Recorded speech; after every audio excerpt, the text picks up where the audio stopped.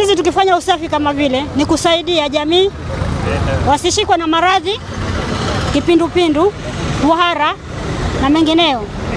Na katika kazi yetu tunayofanya pia inatupa changamoto nyingi. Tunaposafisha mitahani, kuna watu wengine wanatushikilia mapanga, wengine wanatufukuza. Tukifika mitaani pia kuna wale wanaobeba takataka ovyo wakitupa barabarani. Tukijaribu kuwakataza, hawataki. Mtu anakushikia panga anambia unanikatazia nini? Wengine wanachoma takataka. But what I would just urge our citizens that, waste management is not entirely a government function.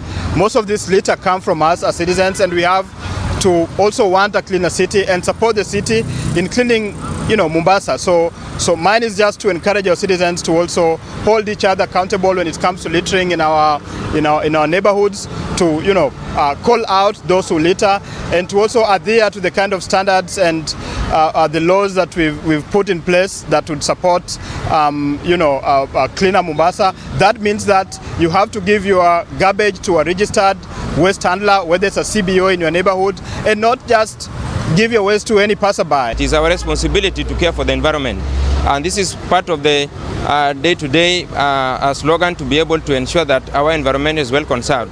Climate action does not only look at environmental conservation, but also tapping environmental benefits as well as social benefits that empowers the community to be able to benefit on this.